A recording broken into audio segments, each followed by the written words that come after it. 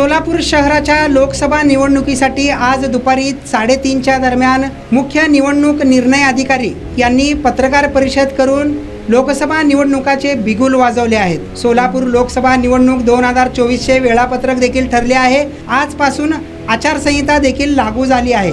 नामनिर्देशित अर्ज 12 एप्रिल 2024ला असेल तर उमेदवारी अर्ज छाननी 20 एप्रिल आणि उमेदवारी अर्ज माघारी घेण्यासाठी 22 एप्रिल असेल तर मतदान दिनांक 7 मे 2024ला असणार आहे आणि मतमोजणी 4 जून 2024 रोजी असणार आहे।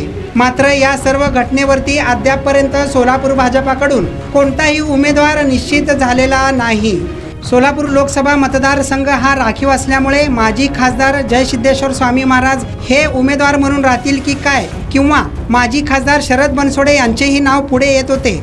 अशातच सोलापुरातून माजी खासदार अमर साबळे यांचे देखील नाव वारंवार घेतले जात होते। भाजपाकडे उमेदवार देताना सोलापूरचा स्थानिक उमेदवार निवडण्यात यावा अशीच चर्चा सोलापूर शहरात रंगू लागलेली होती। तर दुसरीकडे प्रणिती शिंदे या काँग्रेसकडून प्रचाराला देखील सुरुवात केलेल्या आपल्याला दिसून येत आहेत। मात्र असे असतानाही सोलापूर शहरात नेमके भाजपाकडून कुणी रिंगणात उतरणार हे अद्याप स्पष्ट झालेले नव्हते। मात्र आता विश्वसनीय सूत्रांकडून मिळालेल्या माहितीनुसार सोलापूर लोकसभासाठी रिंगणात माजी खासदार राज्यसभा सदस्य अमर साबळे हे उतरणार असल्याची माहिती मिळत आहे।